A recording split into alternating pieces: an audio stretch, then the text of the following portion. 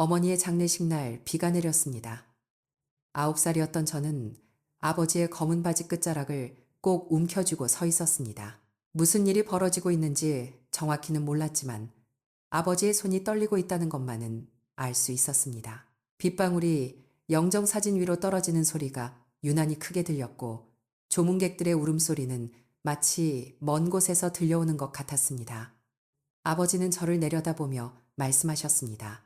지영아, 이제 아빠가 엄마 몫까지 다 해줄게. 걱정하지 마.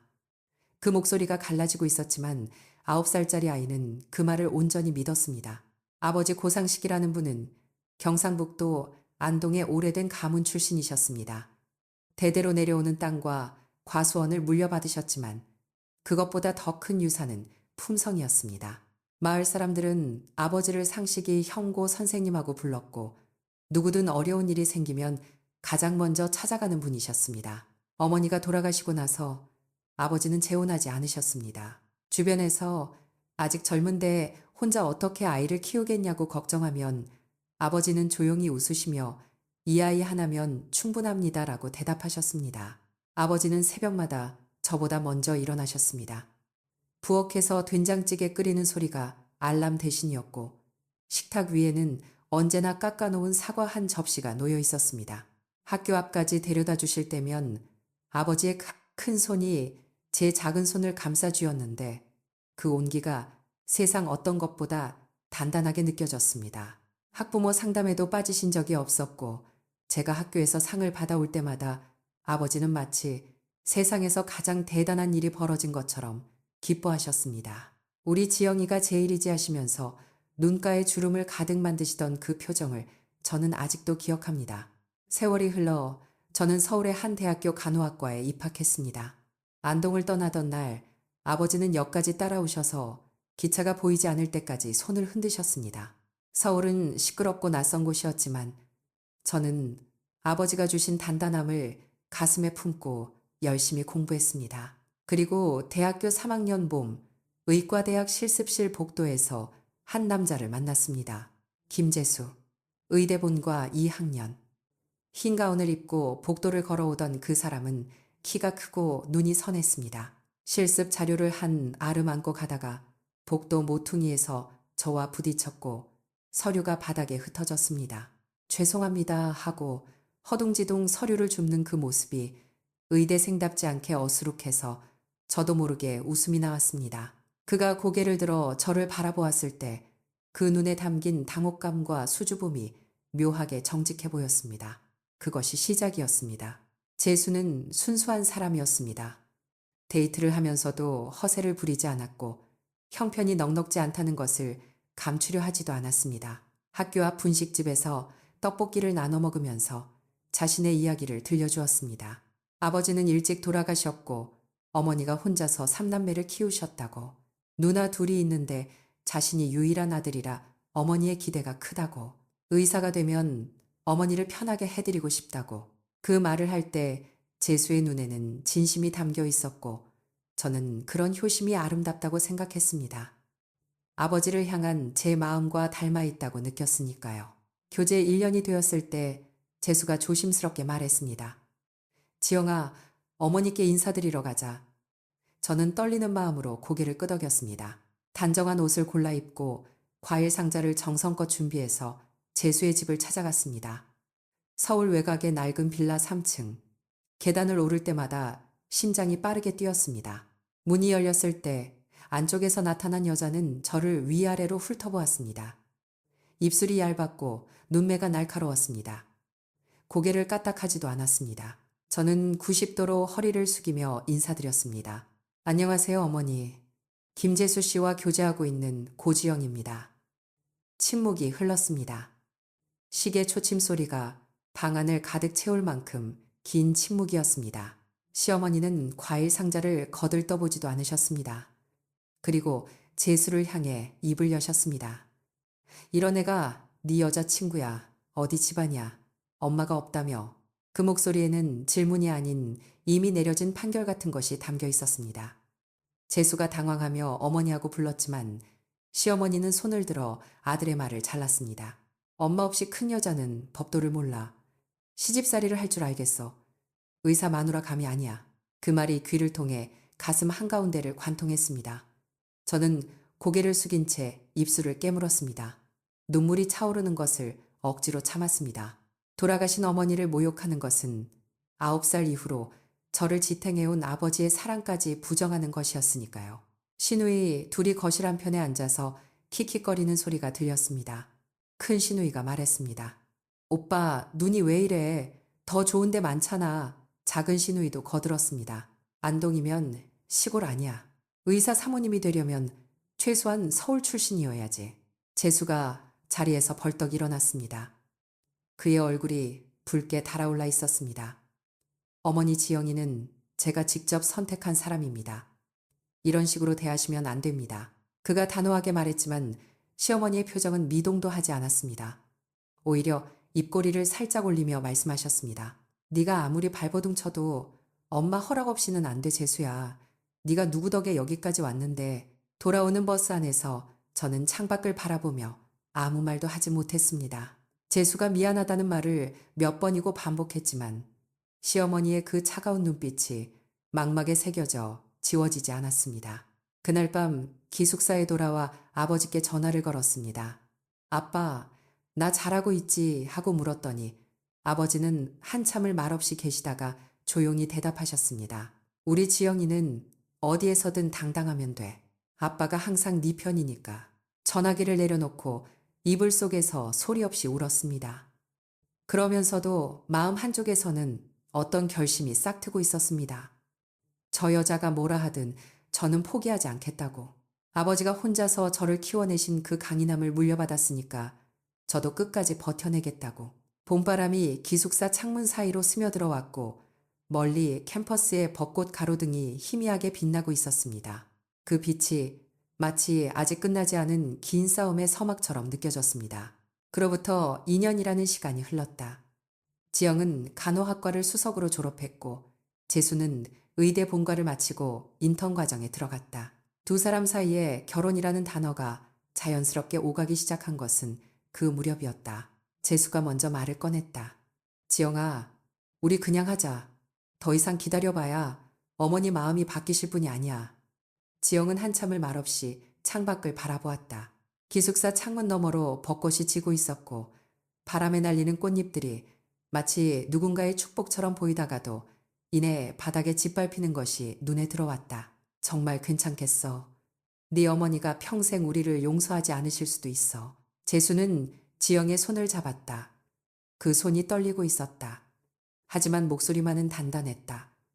용서라는 건 잘못한 사람한테 하는 거야. 우리가 뭘 잘못했는데. 지영은 아버지에게 전화를 걸었다. 수화기 너머로 들려오는 아버지의 목소리에는 늘 그랬듯 차분한 온기가 서려 있었다. 아버지, 저 결혼하려고요. 상대편 집안에서 반대하는 건 알고 있지네. 그래도 할 거지네, 아버지. 긴 침묵이 흘렀다. 안동의 오래된 한옥에서 아버지가 마루에 앉아 먼 산을 바라보고 있을 모습이 눈앞에 그려졌다. 이윽고 아버지가 입을 열었다. 네가 선택한 사람이면 아비는 믿는다. 다만 고생길이 될 수 있어 각오는 돼 있는 거지. 지영의 눈에서 눈물이 흘러내렸지만 목소리는 흔들리지 않았다. 네, 됐습니다. 결혼식은 서울 외곽의 작은 예식장에서 치러졌다. 하객석 신랑 측은 반쪽이 텅 비어 있었다. 시어머니는 오지 않았다. 두 시누이도 얼굴을 비추지 않았다. 재수는 예복을 입고 아버지 빈자리를 한번 바라본 뒤 고개를 돌렸다. 그 찰나에 그의 턱이 미세하게 떨리는 것을 지영만이 보았다. 반면 신부 측에는 안동에서 올라온 아버지와 고모 그리고 아버지의 오랜 지인들이 자리를 채워주었다. 고모는 연분홍 한복을 입고 와서 지영의 볼을 양손으로 감싸며 말했다. 우리 지영이 예쁘다. 네 엄마가 봤으면 얼마나 좋아했겠노. 아버지 고상식은 딸의 손을 잡고 예식장 통로를 걸으면서 단 한마디만 했다. 행복해라. 그 두 글자가 천마디보다 무거웠다. 신혼살림은 서울 변두리의 반지하 원룸에서 시작되었다. 보증금 500만 원은 아버지가 보내준 것이었고 그마저도 지영은 반드시 갚겠다는 각서를 직접 써서 아버지에게 보냈다. 아버지는 웃으며 그 각서를 한옥 대청마루 기둥에 붙여두었다고 했다. 원룸의 천장에는 장마철이면 물이 스며들었고 벽 모서리에는 곰팡이가 꽃처럼 피었다. 여름에는 습기에 절어 빨래가 마르지 않았고 겨울에는 찬 기운이 바닥에서 올라와 이불을 세 겹으로 덮어도 새벽이면 어깨가 시렸다. 하지만 지영은 불평하지 않았다. 아침 5시에 일어나 도시락 2개를 쌌다. 하나는 대학병원으로 출근하는 자신의 것이었고 하나는 레지던트 과정에 들어간 재수의 것이었다. 좁은 싱크대 앞에 서서 계란말이를 부치는 새벽의 고요함 속에서 지직거리는 기름 소리와 환풍기의 약한 진동만이 세상 전부였던 그 시간들을 지영은 나중에야 가장 선명하게 기억하게 된다. 재수는 외과 레지던트를 택했다. 30시간 넘는 연속 당직이 일상이었고 집에 돌아오면 현관문을 열자마자 복도에서 쓰러지듯 잠이 들기도 했다. 지영은 그런 남편의 운동화를 벗기고 작은 방까지 부축해 눕힌 뒤 이마에 땀을 닦아주었다. 재수가 잠결에 중얼거렸다. 미안해 지영아. 내가 지금은 해줄 수 있는 게 없어서. 지영은 대답 대신 남편의 손을 꼭 잡았다.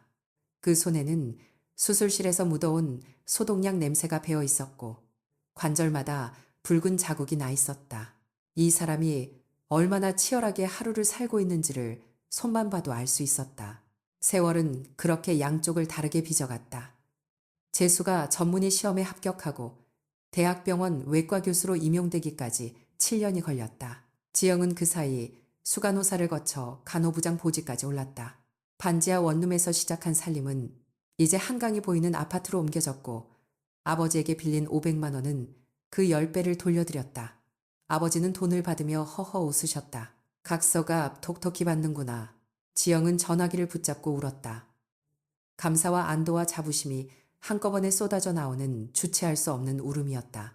그러나 같은 시간 동안 시어머니의 집은 기울고 있었다. 재수의 아버지는 이미 오래전 세상을 떠난 뒤였고 시어머니가 혼자 운영하던 작은 반찬 가게는 적자를 면치 못하다가 문을 닫았다. 큰 시누이는 결혼과 이혼을 반복하며 친정에 기대 살았고 작은 시누이는 제대로 된 직업 없이 시어머니의 연금으로 생활했다. 낡은 빌라는 더 낡아갔고 복도의 형광등은 깜빡거렸으며 현관문의 페인트는 벗겨져 속살이 드러나 있었다. 지영은 그 집의 풍경을 직접 본 적이 없었지만 재수의 목소리에서 읽을 수 있었다. 가끔 어머니에게 전화를 걸고 돌아온 재수의 표정이 무겁게 가라앉아 있을 때 지영은 묻지 않았다. 대신 따뜻한 보리차를 한 잔 내밀었다. 재수는 그 차를 받아들고 한참 만에 한마디를 했다. 어머니가 돈이 필요하신 것 같아. 지영은 그러면 보내드리자고 말했다. 진심이었다. 자신을 짓밟았던 사람에게 돈을 보내는 것이 분하지 않았다면 거짓말이겠지만 재수의 어머니이기 때문에 재수가 아들이기 때문에 보내는 것이었다. 매달 300만 원이 시어머니에게 송금되기 시작했다. 감사하다는 말은 한 번도 돌아오지 않았다. 대신 시누이들이 번갈아 전화를 걸어왔다. 오빠, 우리도 좀 어려운데 라는 말이 한 달에 2~3번은 들렸다. 재수는 거절하지 못했고 지영은 입술을 깨물며 가계부를 다시 펼쳤다. 이 불균형이 언젠가는 무너질 것이라는 예감이 지영의 가슴 한편에 서서히 뿌리를 내리고 있었다. 하지만 지금은 아니었다. 지금은 버텨야 할 때였고 쌓아야 할 때였고 그래서 지영은 새벽 5시에 다시 일어나 도시락을 쌌다. 창밖으로 한강 위에 첫 햇살이 번지고 있었다. 그 빛은 따뜻했지만 어딘가 불안한 빛이기도 했다. 그 일은 어느 화요일 오후 수술실 복도에서 시작되었다. 지영은 오전부터 속이 좋지 않았다. 전날 밤 작은 시누이에게서 걸려온 전화 때문에 새벽 2시까지 잠을 설쳤다. 언니, 나 이번 달만 100만 원만 보태줘 제발. 그 목소리가 귓가에서 떠나지 않았고 새벽 5시에 일어나 도시락을 싸는 동안에도 출근길 지하철 안에서도 간호부장 사무실에 앉아 서류를 검토하는 동안에도 관자놀이 뒤쪽에서 무언가가 천천히 조여오는 느낌이 있었다. 그것이 처음 왔을 때 지영은 단순한 어지러움이라고 생각했다. 수술실 앞 복도에서 신규 간호사에게 소독 절차를 설명하던 중이었다. 형광등 불빛이 갑자기 흰색에서 노란색으로, 노란색에서 아예 검은색으로 변했다. 바닥에 리놀륨 타일이 물결치듯 일렁였고 지영의 무릎이 먼저 접혔다.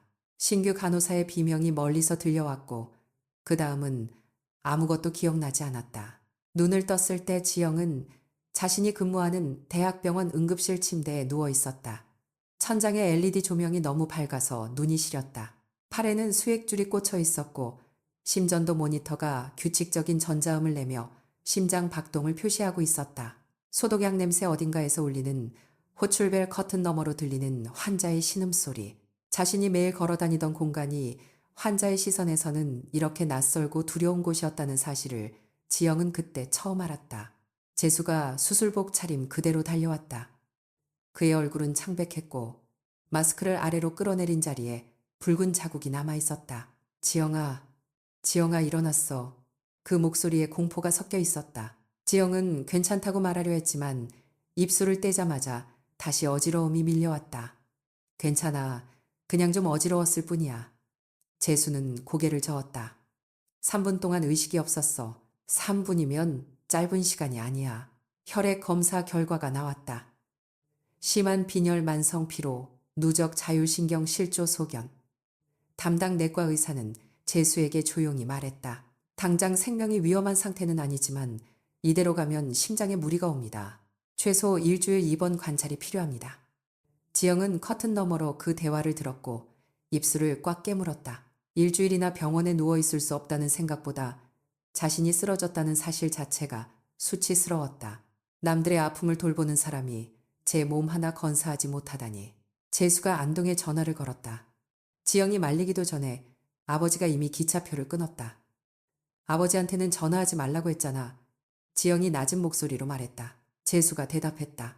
아버지가 나중에 아시면 더 서운해하실 거 아니야. 그 말이 맞았기 때문에 지영은 더 이상 아무 말도 하지 못했다. 고상식은 다음날 아침 안동에서 첫 기차를 타고 올라왔다. 병실 문을 열고 들어온 아버지의 모습을 보는 순간 지영의 눈에서 자신도 모르게 눈물이 흘렀다. 아버지는 60을 넘겼지만 여전히 등이 고닫고 짧게 깎은 백발 아래 검게 그을린 얼굴에는 주름 대신 단단함이 서려 있었다. 한 손에는 안동집에서 담근 식혜가 든 보온병을, 다른 손에는 사과 한 봉지를 들고 있었다. 아버지는 침대 옆 의자에 앉으며 우리 딸 많이 힘들었구나 하고 지영의 이마를 짚었다. 그 손이 따뜻했고 그 온기가 지영의 가슴 깊은 곳에서 무언가를 무너뜨렸다. 바로 그때였다. 병실 문이 다시 열렸다. 재수의 뒤를 따라 시어머니가 들어왔다. 재수가 어머니에게도 연락한 것이다. 시어머니는 연보라색 외투를 입고 있었고 입술에는 립스틱을 칠하고 있었다. 병문안을 오면서도 자신을 꾸미는 것을 잊지 않는 사람이었다. 시어머니는 문을 열자마자 말했다. 재수야, 무슨 큰일이라고 전화를 그렇게 급하게 하니. 내가 얼마나 놀랐는지. 그 목소리에는 걱정보다 불쾌함이 먼저 실려 있었다. 그리고 시어머니의 시선이 침대 옆 의자에 앉아있는 고상식에게 닿았다. 공기가 얼었다. 시어머니의 발이 문턱에서 멈췄다. 립스틱을 바른 입술이 미세하게 벌어졌고 동공이 커졌다. 고상식도 고개를 돌려 문 앞의 여자를 바라보았다. 그의 표정이 변했다. 놀라움이 아니었다. 그것은 아주 오래전에 묻어두었던 기억이 갑자기 무덤에서 파헤쳐진 사람의 얼굴이었다. 두 사람은 3초 아니 4초 동안 아무 말 없이 서로를 응시했다. 지영은 그 침묵의 무게를 견딜 수 없었다. 무언가가 잘못되었다는 것을 본능적으로 알았다. 시어머니가 먼저 시선을 피했다. 아, 손님이 와 계시네 하고 작게 중얼거리더니 재수야, 나 복도에서 기다릴게 하고 돌아서 나갔다. 고상식은 아무 말도 하지 않았다. 하지만 사과를 쥐고 있던 손이 떨리고 있었다. 아버지, 저분 아세요? 지영이 물었다. 고상식은 한참 뒤에야 입을 열었다. 아니다. 모르는 사람이다. 그 대답은 거짓말이었다. 지영은 알 수 있었다. 아버지가 거짓말을 할 때면 항상 시선이 왼쪽 아래로 떨어지기 때문이다. 그로부터 사흘 뒤 안동에서 고모가 올라왔다. 고모는 아버지의 여동생으로 목소리가 크고 성격이 불같은 사람이었다. 병실에 들어서자마자 지영의 양보를 잡고 이게 뭐고 이렇게 야위 가지고 하고 눈물을 글썽이더니 복도의 자판기 앞에서 커피를 마시며 지영에게 말했다. 오빠한테 전화했더니 목소리가 이상하더라. 그래서 내가 물었다. 오빠 무슨 일 있었나? 한참을 우물쭈물하더니 결국 말하더라. 그 여자를 만났다고. 병원에서. 그 여자가 누구냐고 지영이 물었다. 고모의 입술이 굳었다. 자판기에서 떨어지는 커피의 소리만이 복도를 채웠다. 고모는 종이컵을 받아 한 모금 마시고는 지영의 눈을 똑바로 들여다보며 말했다. 네 시어머니 말이다. 그 여자가 30년 전에 우리 오빠를 쫓아다녔다. 지영은 말을 잃었다. 고모의 이야기는 이러했다. 30여 년 전 안동 하회마을 근처 젊은 고상식은 이미 마을에서 이름이 알려진 교사였고 아내와 갓 태어난 딸 지영과 함께 살고 있었다. 그때 이웃 마을에서 온 한 여자가 고상식에게 집요하게 접근했다. 편지를 보내고 학교 앞에서 기다리고 심지어 집까지 찾아왔다. 고상식은 단호하게 거절했다. 그러자 그 여자는 마을 전체에 소문을 퍼뜨렸다. 고상식이 자신을 유인해 관계를 맺고 버렸다고. 고모가 이를 갈았다. 그때 우리 올케가 그러니까 네 엄마가 얼마나 힘들어했는지 아나. 아무것도 모르는 사람들이 수군수군하고 올케 얼굴에서 핏기가 다 빠졌다. 하지만 진실은 곧 밝혀졌다. 마을 어른들이 조사에 나섰고 그 여자의 주장이 모두 거짓이라는 사실이 드러났다. 증거가 하나도 없었을 뿐 아니라 그 여자가 이전에도 다른 남자에게 같은 행동을 반복했다는 증언이 쏟아져 나왔다. 결국 마을 회의에서 공개적으로 망신을 당한 그 여자는 하룻밤 사이에 짐을 싸서 안동을 떠났다. 그 여자가 고모가 종이컵을 구겼다. 바로 네 시어머니다. 지영은 복도벽에 등을 기댄 채 숨을 쉴 수가 없었다. 형광등이 다시 흔들리는 것 같았다. 엄마 없는 집딸이라 법도를 모른다고 자신을 모욕하던 그 입, 고상식 씨 집 며느리는 절대 안 된다며 아들의 뺨을 때리던 그 손, 그 모든 적대가 알고 보니 거절당한 여자의 뒤틀린 원한이었다. 고모가 지영의 손을 잡았다. 손이 뜨거웠다. 지영아, 내가 왜 이 얘기를 지금 하는 줄 아나. 병원에서 오빠를 봤다는 건 그 여자가 아직 안 끝났다는 뜻이다. 지영은 아무 말도 할 수 없었다. 다만 심장이 세차게 뛰고 있었고 수액줄이 연결된 팔이 미세하게 떨리고 있었다. 과거가 끝나지 않았다. 아니, 과거는 처음부터 끝난 적이 없었다. 그것은 30년의 시간 아래 묻혀 있다가 병원 응급실의 형광등 아래에서 마침내 퇴원 후 열흘이 지나도 지영의 가슴속에 박힌 가시는 빠지지 않았다. 고모가 병실에서 쏟아낸 말들이 새벽마다 되살아났다. 수액줄이 빠진 팔뚝의 멍은 노랗게 옅어졌지만 마음의 멍은 오히려 짙어져만 갔다. 아버지에게 전화를 걸 때마다 목소리가 유난히 밝았고 그 밝음이 오히려 거짓말이라는 것을 지영은 알았다. 왼쪽 아래로 시선을 피하는 습관 전화기 너머에서도 느껴지는 그 미세한 떨림. 이상한 일은 퇴원 사흘째부터 시작되었다. 현관 앞에 택배 상자가 놓여 있었다. 안동산 간고등어, 새손 유기농 들기름 한지로 포장된 전통 한과. 보낸 사람 이름은 없었고 대신 안동 우체국 소임만 찍혀 있었다. 지영은 고개를 갸우뚱했다. 아버지는 보낸 적 없다고 했다. 고모도 마찬가지였다. 사흘 뒤 또한 상자가 왔다. 이번에는 홍삼 농축액과 녹용 캡슐, 그리고 작은 봉투 안에 들어있는 메모 한 장. 상식 씨 건강하셔야지요. 라고 둥근 필체로 적혀 있었다. 심장이 멈추는 것 같았다. 지영은 메모를 들고 부엌 싱크대 앞에 한참을 서 있었다. 형광등 불빛이 흰 종이 위에서 파르르 떨렸고 아니면 떨린 것은 자신의 손이었을지도 모른다. 이 메모는 아버지에게 보낸 것이었다. 택배 주소를 잘못 쓴 것이 아니라 아버지의 안동집 주소를 모르니 지영의 서울 주소로 보낸 것이다. 재수가 어머니에게 알려준 이 집 주소로 지영은 재수에게 물었다. 혹시 어머니한테 아버지 안동 주소 알려준 적 있느냐고. 재수는 잠시 뜸을 들이다가 어머니가 한번 물어보셔서 뭐 대수롭지 않게 알려드렸다고 대답했다. 지영의 입술이 한 줄로 굳어졌다. 왜 물어봤는지 궁금하지 않았느냐는 말이 목구멍까지 올라왔으나 삼켰다. 지금 이 사람에게 진실을 말하면 이 사람은 견딜 수 있을까? 지영은 그 질문이 두려웠다. 그 뒤로 아버지에게 전화를 걸 때마다 슬쩍 안부를 물었다. 별일 없으시죠? 집에 이상한 택배 같은 것 안 왔어요. 아버지는 처음에는 없다고 했다. 그러나 일주일 뒤 고모가 먼저 전화를 걸어왔다. 고모의 목소리는 차갑게 가라앉아 있었고 그 차가움 아래 분노가 용암처럼 끓고 있었다. 언니야, 아니 지영아, 지금 바로 들어라. 오늘 오빠 집에 갔는데 대문이 열려 있더라. 오빠는 읍내 병원에 정기 검진가 있었고 집에 사람이 없어야 할 시간이었어. 그런데 안에서 인기척이 나더라고. 도둑인가 싶어서 호미를 들고 들어갔지. 고모의 숨소리가 가빠졌다. 안방에 그 여자가 있었어. 너희 시어머니가 오빠 옷장을 열어놓고 양복 소매를 만지고 있더라. 화장대 위에 자기가 가져온 화장품을 올려놓고 서랍 속 오빠 사진을 꺼내서 액자에 넣으려고 하고 있었어. 내가 뭐 하는 거냐고 소리를 질렀더니 그 여자가 뭐라고 했는지 알아. 상식 씨가 부르셨다고. 상식 씨가 이제 받아들일 준비가 되셨다고. 지영의 귀에서 윙 하는 소리가 났다. 창밖의 서울 야경이 순간 흐려졌다가 다시 돌아왔다.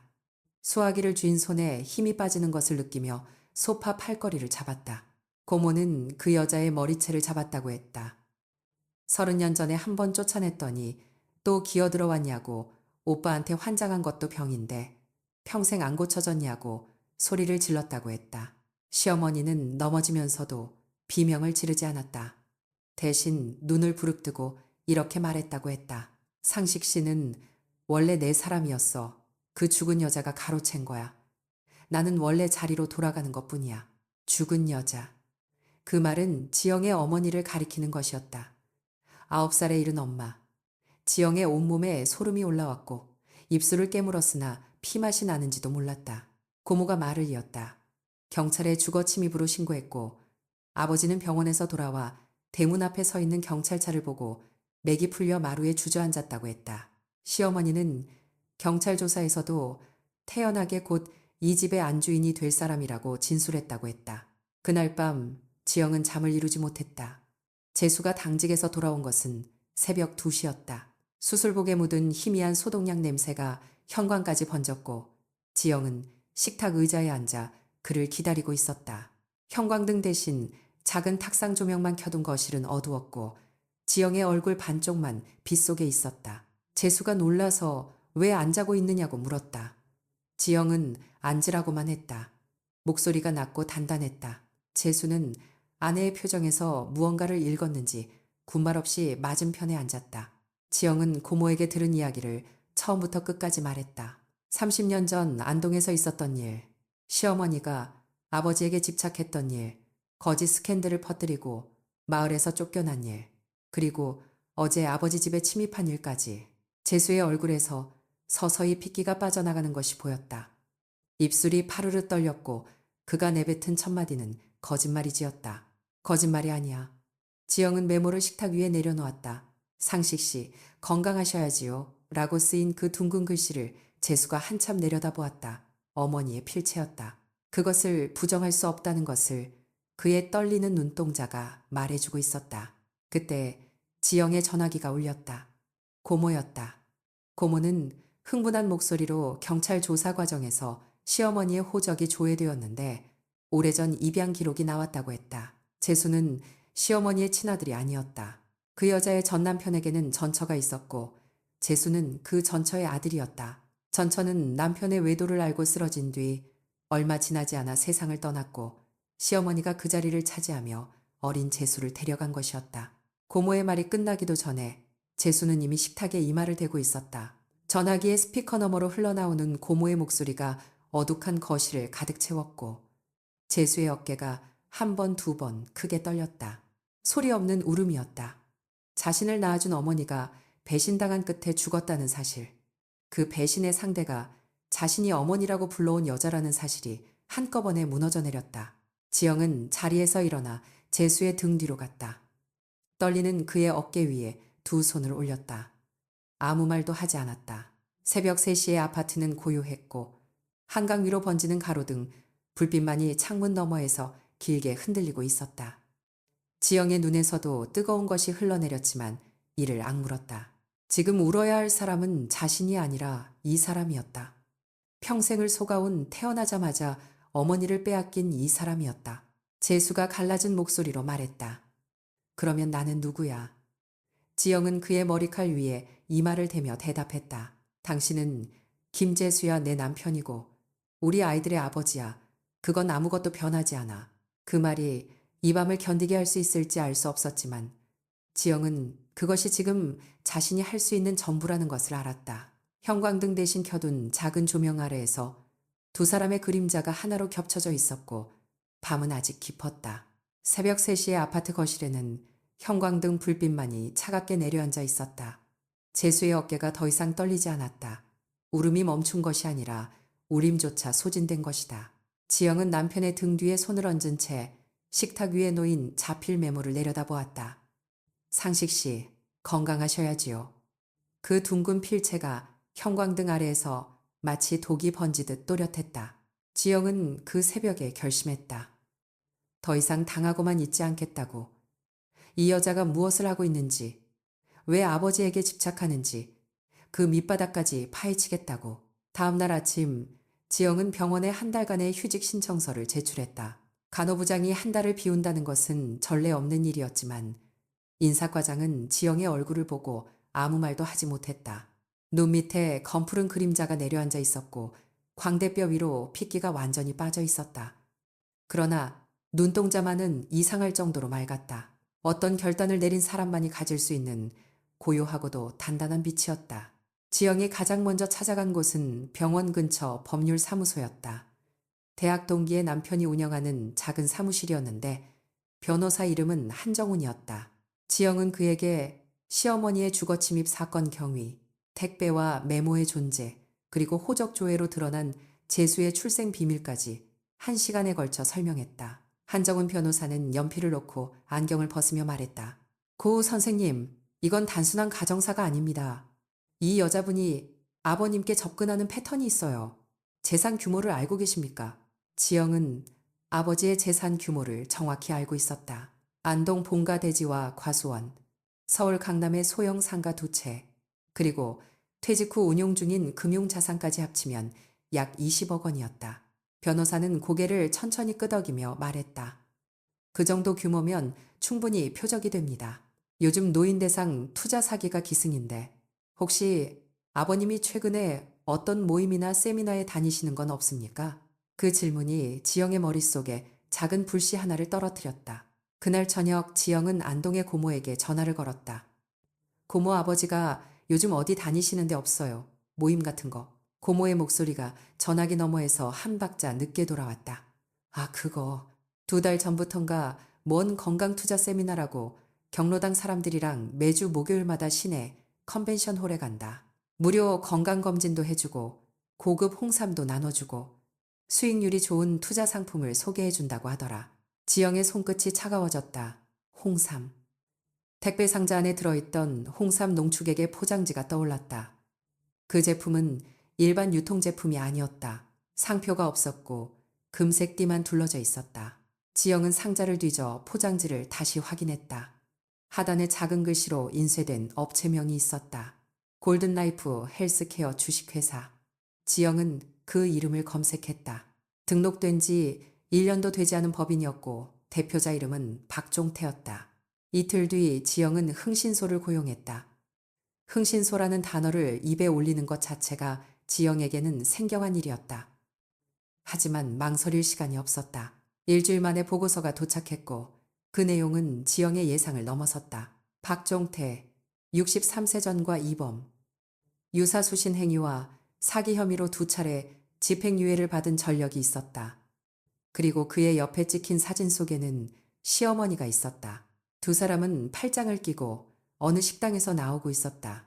얼굴에는 오래된 연인만이 가질 수 있는 편안한 친밀함이 묻어 있었다. 지영은 그 사진을 오래 들여다보았다. 손이 떨렸지만 눈은 떨리지 않았다. 추가 조사 결과는 더욱 충격적이었다. 골든라이프 헬스케어는 노인들을 대상으로 건강 세미나를 가장한 투자 설명회를 열고 월 수익률 5%를 보장한다는 허위 상품에 가입시키고 있었다. 이미 대전, 충주, 경주 등 지방 소도시를 돌며 최소 30명 이상의 노인에게서 총 8억 원 이상을 모집한 것으로 추정되었다. 그리고 다음 목표 지역이 안동이었다. 시어머니는 단순한 공범이 아니었다. 그녀는 지역 노인들의 신뢰를 얻는 역할, 이른바 앞잡이를 맡고 있었다. 그녀가 아버지에게 보낸 택배와 메모 건강에 대한 관심, 그 모든 것이 투자 사기의 포석이었던 것이다. 물론 아버지를 향한 30년 된 집착이 사라진 것은 아닐 터였다. 오히려 그 집착과 사기가 하나로 뒤엉켜 있었기에 더 위험했다. 지영은 한정훈 변호사와 함께 3주에 걸쳐 증거를 체계적으로 수집했다. 흥신소를 통해 박종태와 시어머니의 동선을 추적하고 세미나 현장의 녹음 파일을 확보했다. 허위 수익률 보장 문구가 담긴 홍보 전단지와 실제로 투자금을 납입한 노인 3명의 진술서도 확보했다. 변호사는 금융감독원에 사전 제보를 넣었고 경찰 경제범죄수사팀과도 공조체계를 갖추었다. 결전의 날은 목요일이었다. 안동시내 컨벤션홀 2층 세미나실. 지영은 그날 아침 서울에서 KTX를 타고 내려갔다. 재수에게는 아버지 뵈러 간다고만 말했다. 거짓말은 아니었다. 아버지를 지키러 가는 것이었으니까. 오후 2시 세미나실 문이 열렸을 때 안에는 이미 40여 명의 노인들이 앉아 있었다. 앞줄에 아버지 고상식의 뒷모습이 보였다. 흰 머리카락 사이로 보이는 붉은 귀가 지영의 가슴을 찔렀다. 단상 위에는 박종태가 마이크를 잡고 서 있었고 그 옆에 시어머니가 앉아 있었다. 곱게 화장을 하고 비단 스카프를 두른 모습이 마치 자선 행사의 후원자처럼 보였다. 박종태가 투자 상품의 수익률 그래프를 화면에 띄우고 설명을 시작한 지 정확히 15분 후 세미나실 뒷문이 열렸다. 경찰 경제범죄수사팀 소속 형사 4명이 들어섰다. 동시에 지영이 옆문으로 들어서며 외쳤다. 여기 계신 어르신들, 이 사람들은 사기꾼입니다. 이 투자 상품은 금융감독원에 등록되지 않은 불법 유사수신입니다. 세미나실이 순간 얼어붙었다. 박종태의 얼굴이 하얗게 질렸고 시어머니가 의자에서 벌떡 일어났다. 그 순간 시어머니와 지영의 눈이 마주쳤다. 시어머니의 눈에 공포가 아닌 분노가 먼저 떠올랐다. 네가 왜 여기 있어? 시어머니의 목소리가 갈라졌다. 지영은 대답하지 않았다. 대신 손에 들고 있던 서류 봉투를 형사에게 건넸다. 녹음 파일, 전단지 피해자, 진술서, 법인, 등기부 등본 자금, 추적 내역서. 형사가 박종태에게 수갑을 채우는 순간 세미나실 안의 노인들이 웅성거리기 시작했다. 내 돈, 내 3천만 원. 한 할머니가 울먹이며 외쳤고 그 목소리가 도화선이 되어 세미나실 전체가 들끓었다. 노인들이 단상을 향해 밀려들었고 시어머니의 비단 스카프가 누군가의 손에 잡혀 벗겨졌다. 아버지 고상식은 앞줄에서 천천히 몸을 돌렸다. 그의 눈이 딸을 발견했다. 지영아. 그의 입술이 떨렸다. 지영은 아버지에게 다가가 팔을 잡았다. 아버지 집에 가요. 그 한마디가 전부였다. 아버지의 눈에서 눈물이 한 줄기 흘러내렸지만 지영은 그것을 닦아들이지 않았다. 대신 팔을 더 단단히 잡았다. 시어머니가 형사에게 끌려가면서 지영을 돌아보았다. 그 얼굴에는 분노도 수치도 아닌 텅 빈 공허함이 떠 있었다. 30년간 쌓아올린 기만의 탑이 무너지는 순간 그 아래에는 아무것도 없었다. 지영은 그 얼굴을 똑바로 바라보았다. 눈을 피하지 않았다.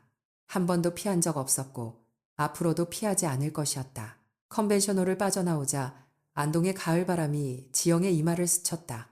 햇살이 뜨거웠다. 아버지의 팔을 잡은 손에 힘을 주며 지영은 생각했다. 이것으로 끝이 아니다. 하지만 시작은 이미 끝났다. 안동 컨벤션홀 주차장을 빠져나오는 길, 지영의 오른손은 아버지의 팔뚝을 놓지 않았다. 고상식의 걸음은 느렸다. 평생 허리를 꼿꼿이 세우고 살아온 사람이 처음으로 어깨를 축 늘어뜨린 채 걸었다. 가을 햇살이 은행나무 사이로 부서져 내렸고 바닥에는 노란 잎들이 바스락거리며 두 사람의 발자국 소리를 삼켰다. 아버지, 배고프시죠? 밥 먹으러 가요. 지영이 일부러 평범한 말을 꺼냈다. 고상식은 고개를 끄덕이지도 젓지도 않았다.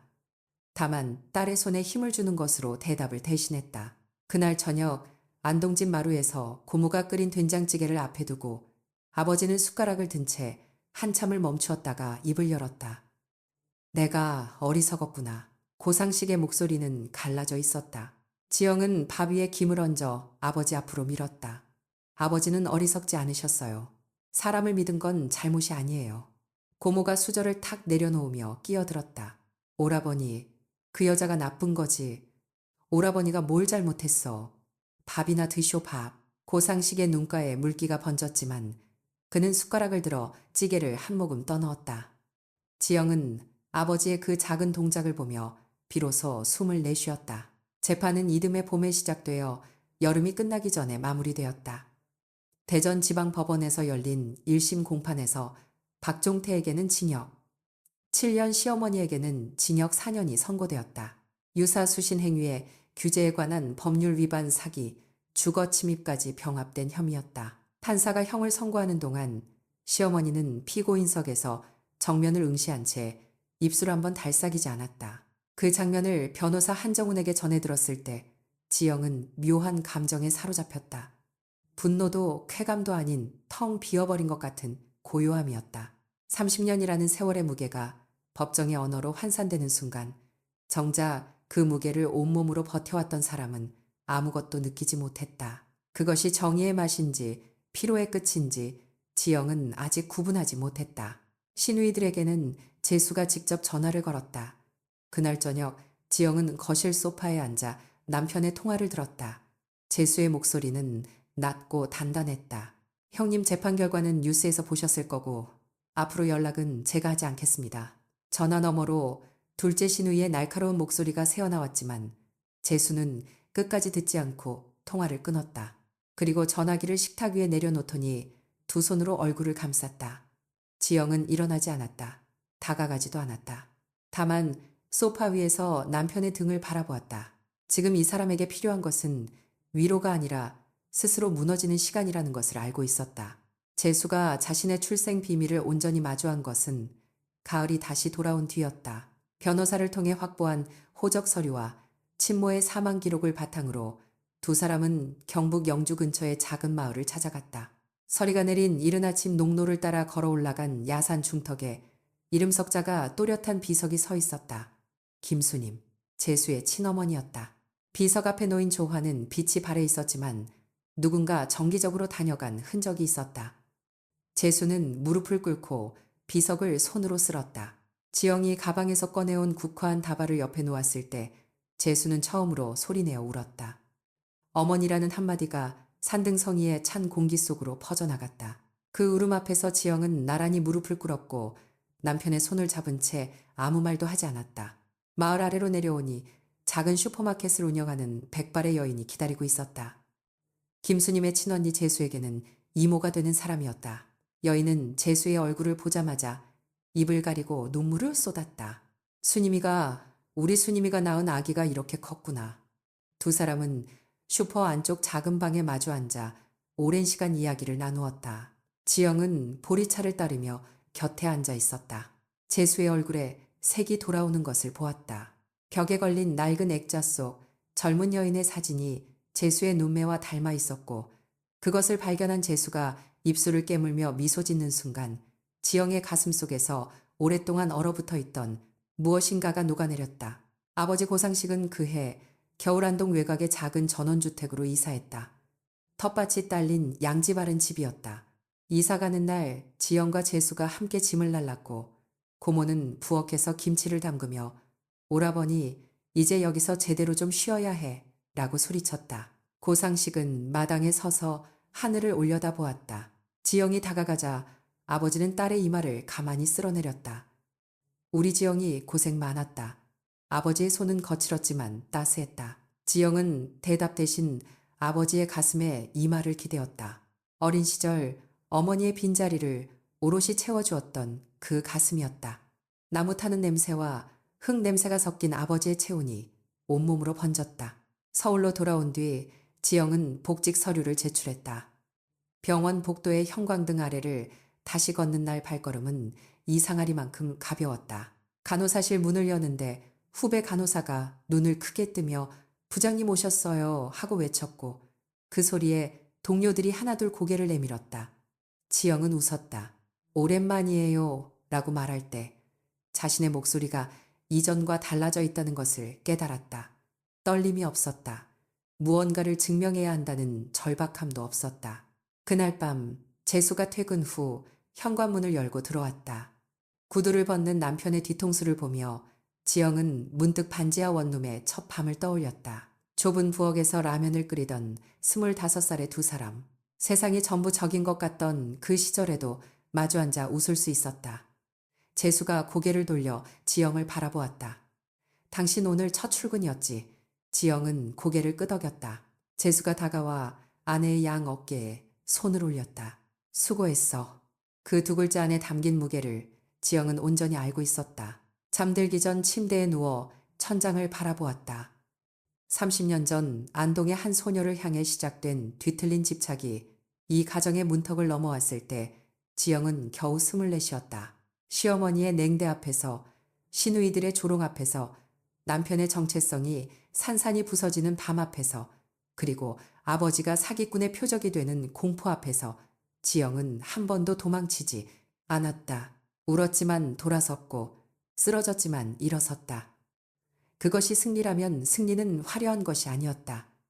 새벽 5시에 일어나 도시락을 싸는 손의 떨림을 참아내는 것, 남편의 등 뒤에서 말없이 어깨를 감싸는 것, 아버지의 팔뚝을 잡고 집에 가요 라고 말하는 것, 그 작고 단단한 것들의 총합이었다.